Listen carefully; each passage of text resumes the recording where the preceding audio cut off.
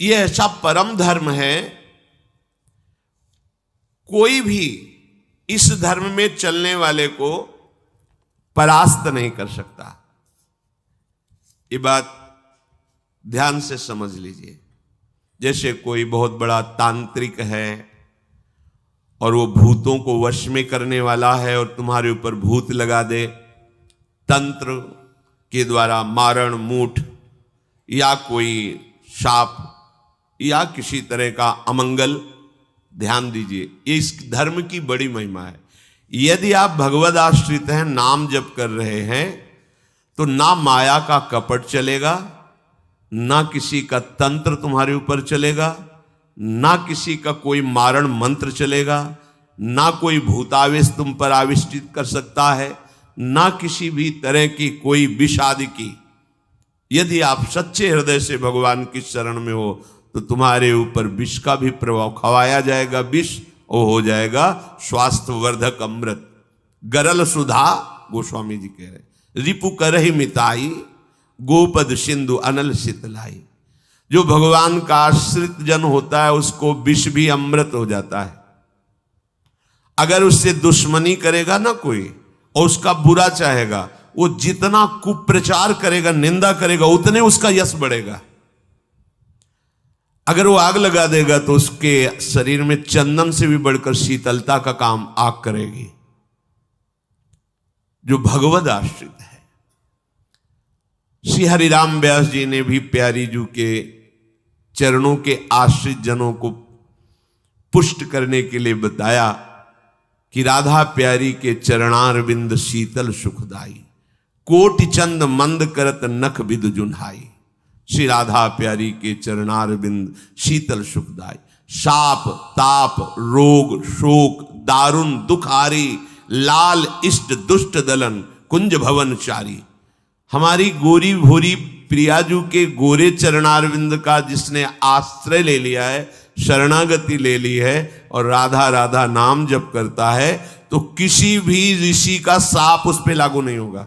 हरिराम व्यास जी कह रहे ये विशाखा सखी के अवतार है, कह रहे शाप कोई लागू नहीं होगा उसके ऊपर। ताप दैहिक दैविक भौतिक ताप उसका स्पर्श नहीं कर सकता। कोई भी पाप उसे अपने अधीन नहीं कर सकता।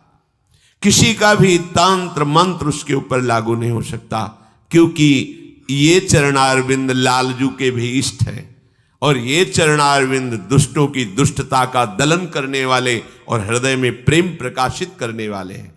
कोई भी भयानक से भयानक रोग तुम्हारे शरीर पर हो सकता है, पर वो तुम्हें अधीन नहीं कर पाएगा। शाप ताप रोग शोक, बड़ी से बड़ी हानि होने पर भी तुम्हें शोक स्पर्श नहीं करेगा। प्यारी जू के चरणों का जिसने आश्रय ले लिया है, ये ऐसा परम धर्म है कि इसके आश्रित को कोई भी तंत्र मंत्र मूठ मारण भूत प्रेत पिशाच पिशाचनी कोई भी नहीं स्पर्श नहीं कर सकता। ध्यान रखना। हाँ, अपना कल्याण कराने के लिए सामने आ सकता है, क्योंकि नाम जापक ही सबके कल्याण का सामर्थ्य भाव रख सकता। जो निरंतर नाम जप करता है उसमें सब सामर्थ्य आ जाती है। एक बार भाई जी से हनुमान प्रसाद पोद्दार जी समुद्र के किनारे बैठे नाम जप कर रहे थे, तो देखा एक सफेद पोशाक पहने हुए पाग बांधे हुए पारसी वेशभूषा में सामने खड़े हैं। भाई जी ने सदाचार के कारण कहा, बाबूजी क्यों खड़े हो, बैठ जाइए। तो उनका आप बोले तो मेरे में सामर्थ्य है आपसे बात करने की, डरना नहीं आप। भाई जी ने कहा मैं क्यों डरूंगा, आप कोई भयावह थोड़ी लग रहे हैं। बोले लग नहीं रहा, लेकिन भयावह हूं, मैं प्रेत हूं। भाई जी को कोई बात नहीं। जो भगवत भजन में ये सब कई जगह ऐसा घटना में, गंगा किनारे जैसे श्मशान है, ऐसा नहीं कि प्रेत योनि नहीं होती, होती है, पर वो प्रभाव नहीं दिखा सकती। ऐसे प्रत्यक्ष देखा है।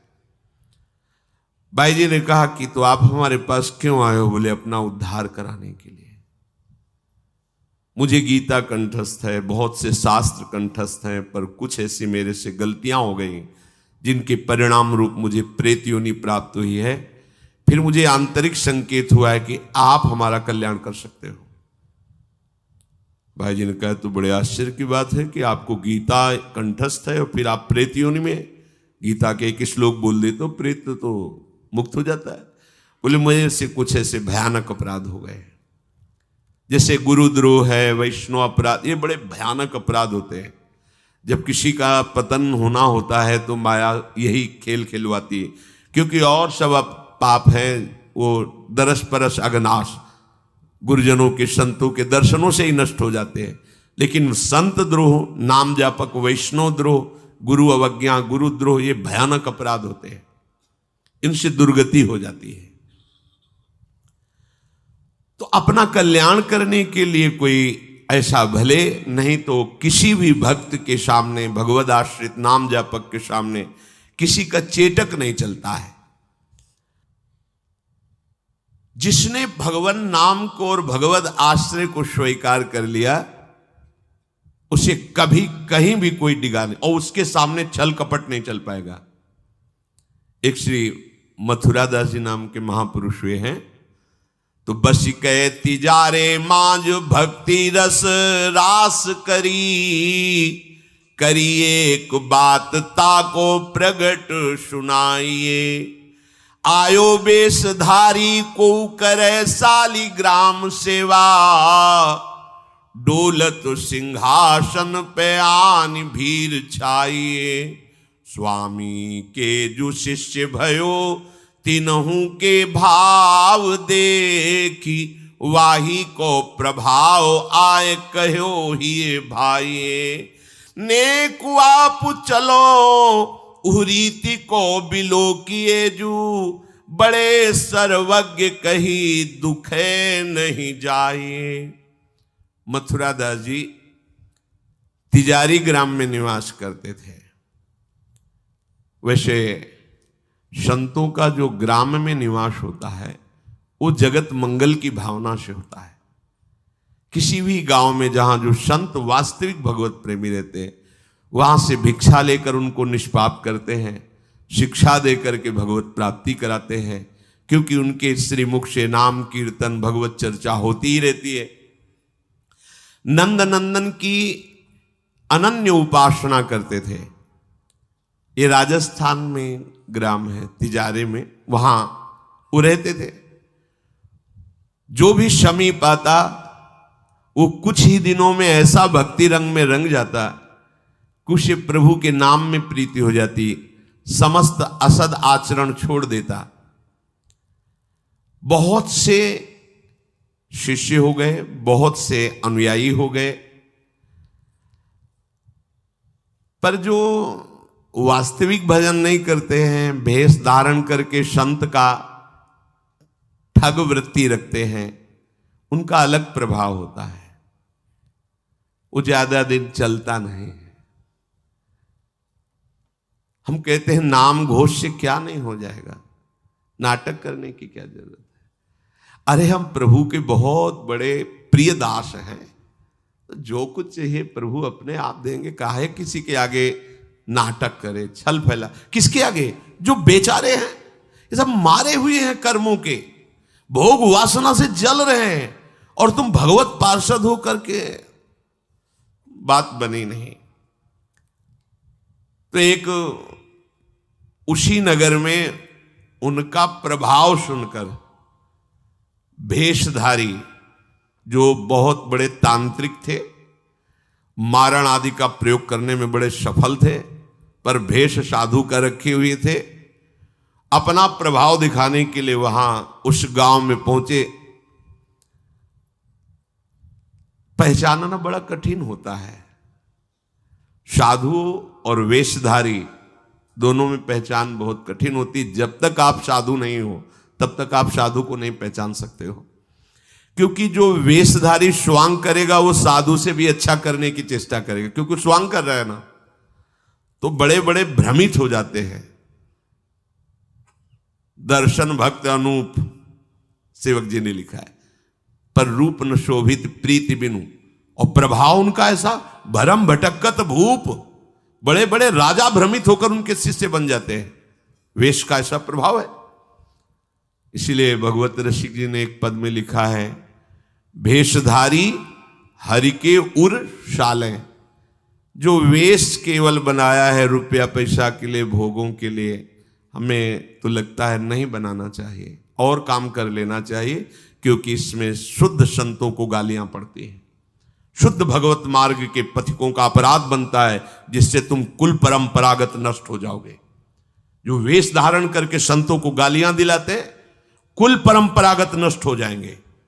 क्योंकि जैसे आपकी श्रद्धा है किसी संत वेश पर और आपकी श्रद्धा टूटी, गलत आचरण हुआ, तो आप ही कहोगे सब ऐसे संत होते हैं, ऐसी गालियां दोगे, ऐसा अपराध करोगे, उसका मूल कारण वो बना वेशधारी, इसलिए उसका सर्वनाश होगा। तुम्हारा तो पतन हो ही गया, उसका सर्वनाश हो जाएगा।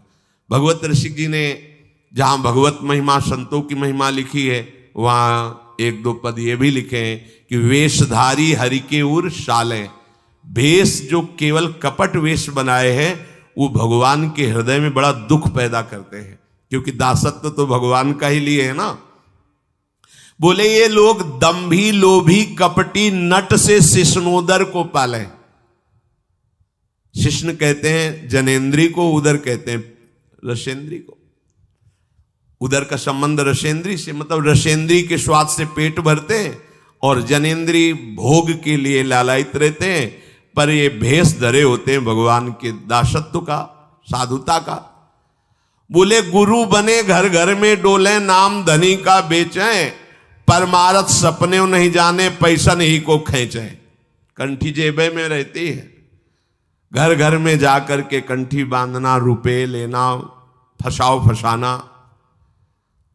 परमार्थ खुद नहीं पता, स्वप्न में नहीं जानते कि परमार्थ किसे कहते हैं, परमार्थ का ककारा नहीं आता, और लाखों कंठिया बांध के अगर एक एक देगा तो 1 लाख तो हो ही गए ना, बढ़िया है। हमने तो आज तक ऐसे साधु कभी एक नहीं देखे जो साधु रहे वैसे और दे ऐसे देखा है, ऐसे करते नहीं। पैसे देने वाले का आदर कभी साधु के यहां नहीं होता। अगर आदर हो रहा है तो साधुता में कच्चाई है।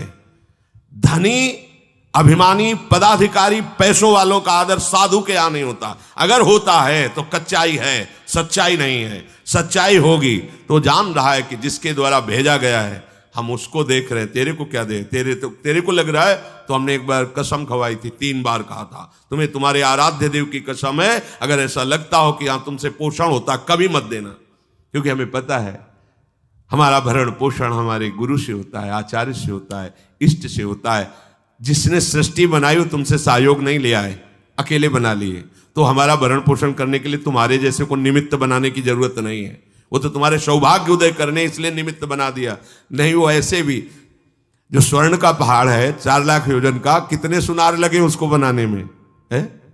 अरे वो एक क्षण में सब कर तुम अकर तुम अन्यथा कर तुम। इसके लिए खोए रतन फिरत जे घर घर कौन काज ऐसे जिए, हरिवंश चंद्र जी महाराज कह रहे।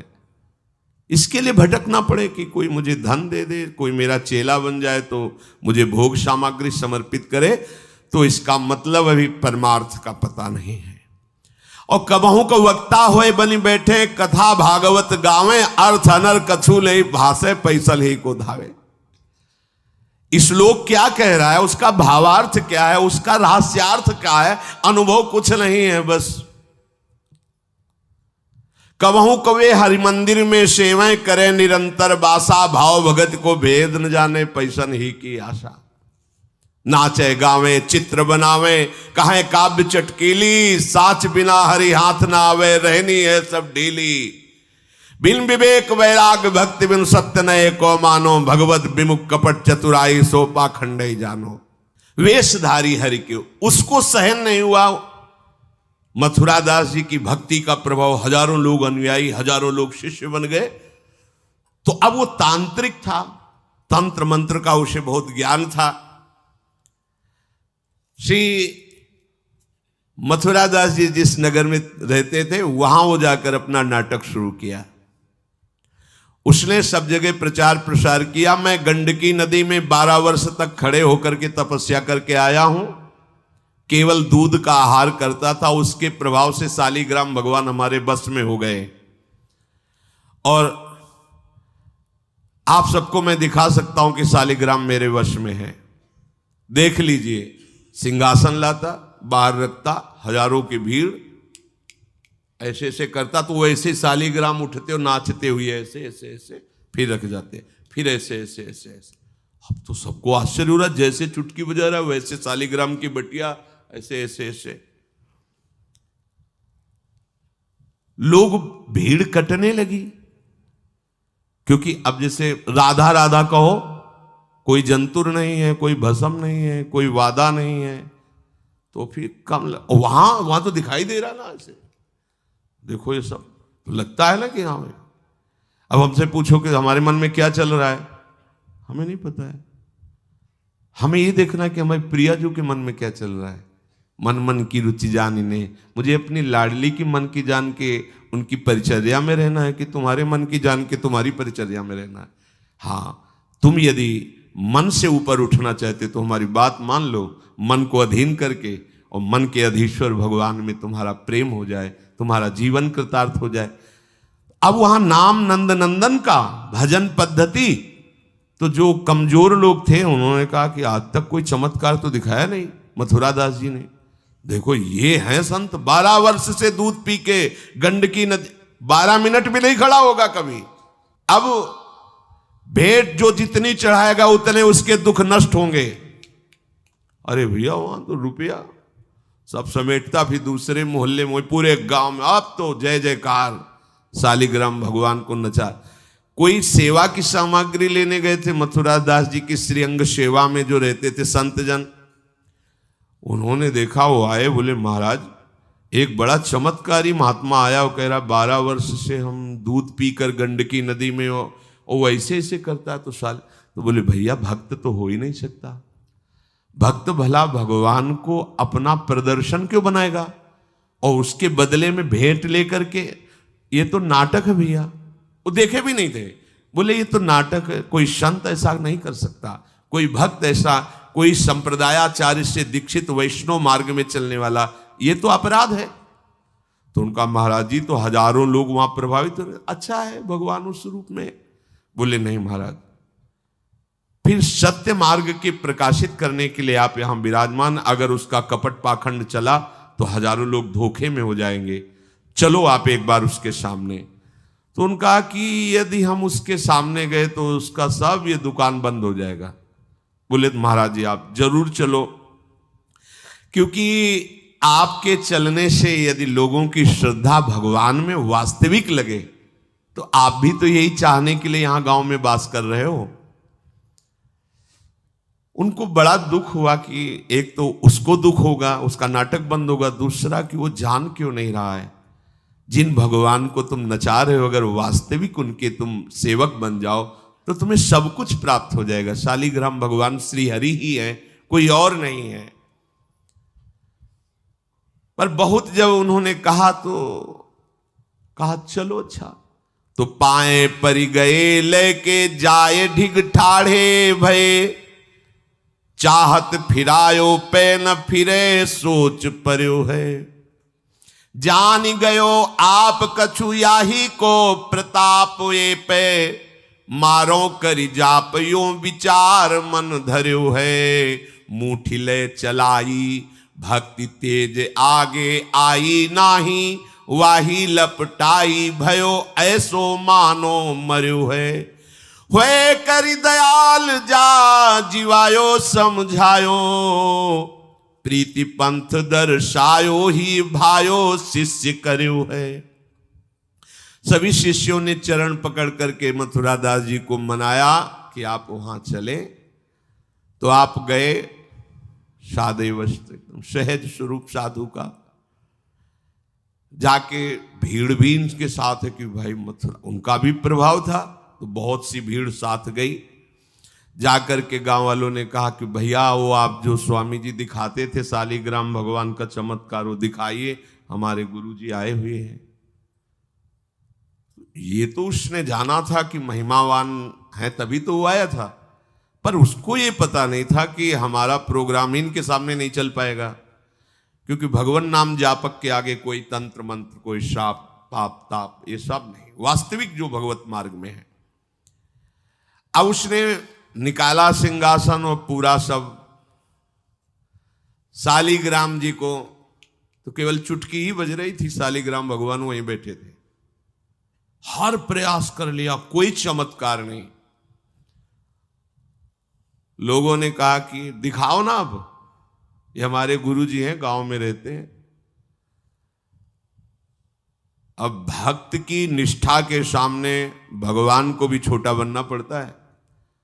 इतने महान भगवान भक्त बलि जी के सामने बामन बन के भीख मांगने के लिए गए। भक्ति निष्ठा जीत सकते थे, आज्ञा दे सकते थे, ना आज्ञा दी और ना विजय प्राप्ति की। भिक्षा में मांग करके दिया माता अदिति को कि आपकी चाह है कि राज्य पद देवराज को मिले, तो आपकी आराधना से मैं जाऊंगा, पर वो मेरा भक्त है, ना युद्ध करूंगा ना आज्ञा दूंगा, पर मांग के लाऊंगा। भगवान भिक्षुक बन के गए। भक्त के आगे नौटंकी नाटक कहां चल सकता है? अरे जुगनू तब तक चमकती रहे जब तक सूर्य प्रकट नहीं होता। सूर्य प्रकट हुआ तो लाखों जुगनुओं का कोई मतलब नहीं रह जाता। नौटंकी नाटक, ये साधुता का भेष धर के कितने दिन चलेगा? जिस दिन पोल खुलेगी ना, उस दिन सब नष्ट हो जाएगा, सब नष्ट हो जाएगा। लोग परलोक तो पहले ही नष्ट हो चुका था। पाखंड न करे। हम कह रहे तुम्हें धन चाहिए, तुम्हें सम्मान चाहिए, राम राम भजो, कृष्ण कृष्ण भजो, हरि हरि भजो, विश्व नमन करेगा, ईमानदारी से भजो। हमने ऐसे संत भगवान देखे, ककहरा नहीं पड़े, कुछ नहीं जानते, बस एक ओम, दुई ओम, तीन ओम, चार ओम ऐसे जपते, और लोग न्यौछावर थे, सीधे सरल ओम ओम, राम राम, कृष्ण कृष्ण, साफ सिद्ध। कबीरदास जी जैसे वहां पर राम राम राम राम। श्री स्वामी सत्संगानंद जी महाराज बक्सर, बस इतने। जब कोई बेटा राम राम, ऐसे लगते थे कि मतलब इनको पी जाएं, अपने हृदय में रख ले। इतने दुलारे वयोवृद्ध थे, ऐसा सुंदर रूप, ऐसी कोमलता, ऐसा आकर्षण, राम राम राम राम। अरे प्रभु के नाम में क्या नाटक करने की जरूरत क्या है? पाखंड कर। प्रभु महालक्ष्मी पति हो, तुम्हें लक्ष्मी ही चाहिए तो वो सब दे देंगे। काहे को नाटक करे? काहे को किसी को भ्रम में डाले? तुम भ्रम में हो, दूसरे, अरे भैया तुम राम राम जपो, कृष्ण कृष्ण जपो, तुम्हारा मंगल इसी, बस इसी में मंगल होगा, दूसरा मंगल कर ही नहीं सकता। अब उनके प्रभाव से उनका कुछ नहीं हुआ। अब तो लोग कहने लगे दिखाओ ना, इसका मतलब तुम नाटक कर रहे थे। अब सबके सामने उसका मान नष्ट हुआ, उसका सब तंत्र बेकार हो गया। कुछ लोगों ने कहा पकड़ो और मारो इसको, पीटो, बहुत नाटक करके रुपया कमा लिया, सब छीन लो, धन छीन लो। किसी ने कहा मार पीट के इससे न्यायाधीश के, पुलिस डिपार्टमेंट को दो। ये मथुरा दास जी ने सबसे कहा देखो अगर हमको लाए हो तो हमारी बात मानो, इनको किसी भी तरह का कष्ट मत दो, कोई भी बंधन नहीं। और उनसे कहा भैया आप जिसका नाटक कर रहे हो ना, अगर सत्यता से इसे मान लो तो जिन लोगों ने रुपए चढ़ाए ये बहुत थोड़े हैं, वो तुम्हें निहाल कर देगा। सत्यता से भजन करो, ये काहे को नाटक करते हो? इतना कह के वो चले गए। पर उसको समझ में नहीं आया। उसने कहा अच्छा तुम अपनी दिखा दी, अब मेरी देखना। सबके बीच में कहा तुमने अपनी दिखा दी, अब मेरी। मूर्ख को समझ में नहीं आता। उसने कहा ठीक है तुमने दिखा दिया, अब कल सुबह तक तुम देखना कि मैं तुम्हारा क्या करता हूं। क्योंकि उसे मारण का प्रयोग आता था। अब ये क्रोध उत्पन्न हो जाए तो राक्षस बना देता है, और क्रोध उत्पन्न होता है कामना से, और उसकी कामना सब नष्ट हो गई ना, सब किया कराया सब माटी हो गया, क्योंकि लाखों लोग प्रभावित हो रहे थे। अब वो क्रोध के वशीभूत होकर तामसी जप करने लगा। तामसी जप होता है विनाशकारी। अपवित्र सिद्धियां उसके पास थी। पवित्र सिद्धियां भी होती है जो दूसरों का मंगल करती हैं, अपवित्र सिद्धियां होती हैं जो दूसरों का नाश करती हैं।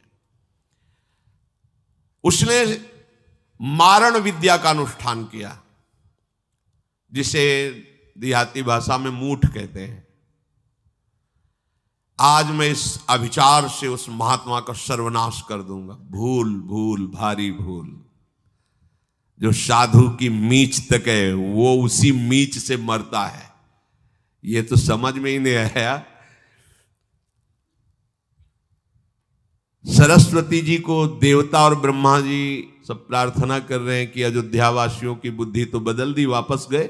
भरत जी आ रहे हैं, इनकी बुद्धि बदल दो, नहीं भरत जो कहेंगे वही राम करेंगे। तो दिमाग पलट गया है भरत की बुद्धि।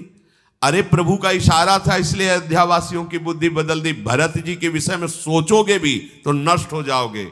महाप्रेमी भरत के विषय में सोचना ही तुम्हारे लिए अमंगल हो जाएगा। और हम क्या, करोड़ों सरस्वती भी हो तो भरत की भाव भरी भक्ति में बाधा नहीं पहुंचा सकती। अब उसने प्रारंभ किया बैठ करके आसन में मूठ का, एक खप्पर जैसी आकृति प्रकट होती है और उसमें जाजुल्यमान तेज होता है। और वो जहां जाएगा तो जिसके पास जाना है वहीं शुरू हो जाएगा उसका खून पोकना, नीचे से शौच द्वार से मुंह से वो खून की उल्टी आना, उसके पहुंचते पहुंचते और जहां पहुंची तो वो नष्ट हो जाएगा, मर जाएगा और वापस चली जाएगी। वहां जाके प्रमाण देगी कि हम काम कर रही हैं। वहां भक्तों ने देखा कि एक खप्पर में आग जलती हुई राउंड राउंड से गोला होता, तो जाके कहा मथुरा दास जी ये उसकी चलाई हुई मूठ है, तुम कुछ परेशान मत हो, यहां कुटिया की डेहरी में भी प्रवेश नहीं करेगी। अब वो आकर के मारण बस वहां घूम रहा है। मथुरा दास जी निकल के आए, हाथ जोड़ा, क्योंकि सब मंत्र सब सिद्धियां भगवान की, तो ना चाहे पवित्र हो या अपवित्र हो, तो उन्होंने कहा तुम सर्वज्ञ भगवान की ही शक्ति से संपन्न हो, तुम जानती हो कि हमारा कोई अपराध है क्या? अगर अपराध है तो हम बाहर निकल के आते हैं, आप हमें नष्ट कर दो। यदि अपराध नहीं है तो जिसके द्वारा किया गया उसको दंड दो। तुरंत मूठ वापस हुई, कोई मंत्र मंत्र नहीं पड़ा, तुरंत वो मारण वापस हुआ। उधर शुरू हो गया उसका खून, नीचे से ऊपर से, जैसा इनके जैसे काशी नरेश को जब पौंड्रक राजा के साथ भगवान ने उद्धार किया तो उसके लड़के का नाम था सुदक्षिण। वो पंडितों से विला बोला ऐसा मारण प्रयोग कर सकते हो कि द्वारिका को मैं द्वारिकाधीश नष्ट कर दे। मंत्र में ताकत होती पर उनको ये पता नहीं था जिससे मंत्र प्रकट हुए भला उन पर कैसे प्रभाव चले। उन्होंने कहा हाँ, तो उनका भारी दक्षिणा देंगे। तो काशी में अनुष्ठान शुरू हो गया और प्रकट हुई कृत्या। ऐसा नहीं, मंत्रों में ताकत होती है। पर भगवान शिव ने प्रकट होकर कहा था कि जो ब्राह्मण भक्त नहीं है, जो ऋषि भक्त नहीं, उसी पर ये मारण का प्रयोग काम करेगा, अन्यथा नहीं। तो भगवान का नाम ही नमो ब्रह्मण्य देवाय गो ब्राह्मण हिताय च। अब मारण कृत्यारूप रखकर द्वारिका को जलाने के लिए गई। द्वारिकावासी भागे, भगवान से कहा, भगवान ने सुदर्शन जी को आज्ञा किया करो हिसाब। भगाते हुए कृत्या को ले गई तो कृत्या ने पहले उन ब्राह्मणों को मारा, तो दक्षिण को मारा, फिर सुदर्शन ने कृत्या को नष्ट किया और पूरी काशी में आग लगा दी। ये भागवत में वर्णन है। भगवत भक्त या प्रभु के ऊपर कोई मारण चलेगा क्या? वो मारण उसी बाबा जी के पास जो नौटंकी कर रहे थे शालिग्राम के नचा, अब तो त्राहिमाम मच गया। और वो संत भगवान गए, क्योंकि पता था कि बचेगा नहीं, मंत्र का प्रयोग है। गए और भगवान नाम उच्चारण किया, कृष्ण कृष्ण कृष्ण। नंद नंदन के उपासक थे और मूठ से कहा शांत हो जाओ। भक्त की आज्ञा का पालन हर मंत्र करेगा, क्योंकि मंत्राधिष्ठात्र भगवान का आदेश है। शांत हो गई मूठ और उनसे कहा भैया देखा, तुम्हारा ही मंत्र तुम्हारे को अभी मार देता, अब सुधर जाओ। मतलब मृत्यु दशा को प्राप्त हो गए थे। संतों के हृदय में बदला लेने की कहीं कोई वृत्ति नहीं होती। संत कभी नाराज होते हैं तो उसमें मूल देख लेना आप विचार करके। आप जब अपना अमंगल करना अपना, तब वो आपसे नाराज होंगे। अगर आप उनका कोई कष्ट, वो नाराज नहीं होंगे, वो सह जाएंगे और आपका मंगल मनाएंगे। जब आप अमंगल अपना कर, तब वो डांटते हैं। अगर आप वो ये देख लें कि आप प्रहार कर रहे हो तो फिर वो नहीं, फिर तो तुम्हारा मंगल मनाएंगे, आप उनको मारो, कभी डांटेंगे नहीं। बड़ा कोमल चित्त संतों का होता है। संतों के हृदय को केवल संत ही जान सकते हैं। अगर एक संत भगवान जा रहे थे गंगा के किनारे, तो किसी के कपड़ा फैले थे, धोबी ने दो को फैलाया था, वो तो अपने मस्ती में थे, पैर पड़ा तो वही डंडा लेके दौड़ा जो जिससे कपड़ा छाटता था। भगवान ने तुरंत सुदर्शन चक्र का स्मरण किया, फिर चक्र से कहा अंतर्ध्यान हो जाओ। तो रुक्मिणी जी ने पूछा, प्रभु ये लीला तो किसी भक्त की रक्षा के लिए होती, फिर आपने क्यों रोक लिया? बोले जब वो डंडा लेके दौड़ा तो महात्मा जी भी उठा पटक दिए, घूंसा चला रहे थे, तो हमने कहा सुदर्शन की जरूरत नहीं है, दोनों बराबर ही है। साधु यदि क्षमा कर दे तो होश में हो जाना, अगर वो डांट दे फटकार दे तो निर्भय हो जाना, बच गए। और अगर वो मौन होकर के क्षमा कर दे, कुछ ना बोले, तो उमा क्षमा श्राप होते भारी, फिर जो मालिक हिसाब करेंगे फिर वो सह नहीं पाओगे।